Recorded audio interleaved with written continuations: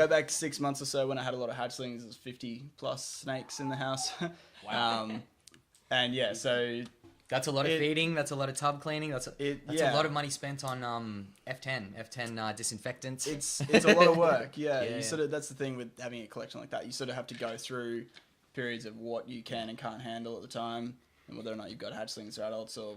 And look, while we're talking F10, I'm guessing hygiene is one of the major things when you got that many animals, particularly juvies, which are, when snakes are little, they might not eat as much, but they're eating more frequently. They're growing, they are shitting. And especially when you are in contact with wild ones, you have to be careful. Like most people probably don't put a lot of effort in, and they keep your ethanol wash on your hands, keep your F10 handy, and most people probably get away with it, to be honest. But if you don't, and something bad happens, it's on you. Yeah. So you really so look, have to be it's careful. even to the point of like when you have that many babies, I'm guessing you're doing like F10 foot bath at the entry to the thing just to dip in. Yeah, well, I mean, shoe bath. I have sort of different snakes in different areas of the house, so that that's sort of a way that I can keep them separate, so the hatchlings are away from everything else.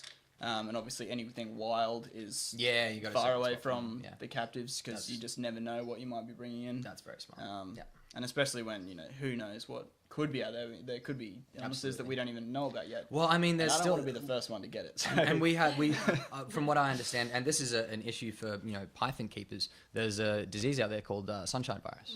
That, and I think we're still unsure about the method of transmission. Is that correct? I don't personally know. I think there might be some people who know more than most about it, but I think at this stage it's still quite a mystery disease. Yeah. But it can wipe out collections, from what I hear. And it has. Yeah. Some people have some pretty bad issues with that. Yeah. And that's the thing. Like once you've got it, how do you know when it's truly gone? Maybe it's dormant. Maybe, I mean, who knows? It's a pretty scary thing to have.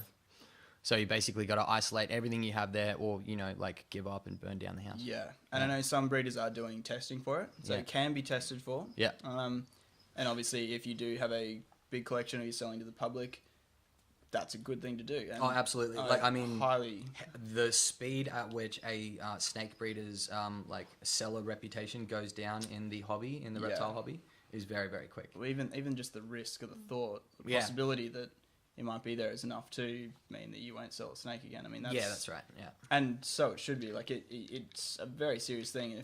If I don't want anyone's reputation to be tarnished, but if things do go wrong, imagine if that's getting into some of the wild populations. Imagine if that's a snake that gets sent overseas to another state.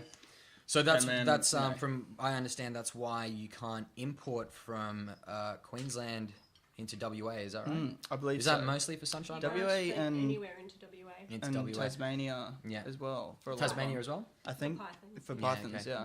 Good on them, I say. Until they figure out the method of transmission for that virus, why not? I mean, you can get pythons from within your state. Yeah. And if you want to interstate python that bad, and you have the money for it, move interstate. Yeah. It's one of those things where I would love to keep exotics. I would love to keep lots of stuff, but we just can't. It's just not.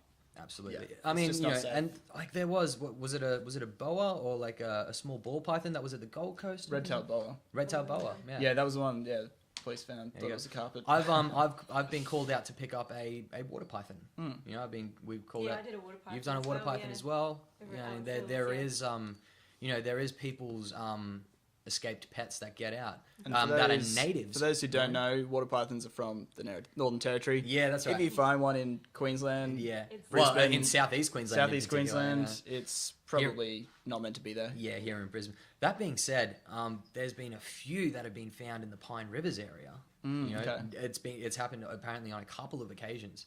So either somebody's dumping them out there, or there's a jumping on trucks from the territory, or who knows. The amount of people are travelling interstate now as well. I think that can be a big issue with caravans and trucks. Well, yeah, I've caught snakes from caravans. I've been called to pull frogs and all kinds of birds and things like that. Nothing that was not local and endemic, but I could, it wouldn't be hard for like a little, something, a little death adder, or maybe a little like spotted black snake from somebody who's out camping somewhere west, crawl up underneath their trailer and accidentally hitch a ride in. And that's the thing. Most people, they, over winter, they may not be traveling much. They park the caravan near the garden. Yeah. Snake says, "Oh, that's a nice habitat." Yeah. Sits in there. A couple of months go by, and somebody takes off. Yeah.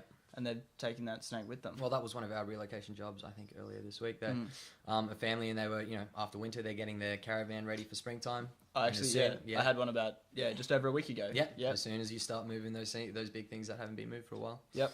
Yep. They've found a nice place to hide. That's where they want to be. Somewhere nice and warm. Yeah. If you haven't touched your caravan in a while, maybe Check it. check that. I mean, it's Check always that first. anytime you're checking something outside, that's been sitting there for a while. It's Yeah. always kind of good to check it out a little bit cautiously, I guess.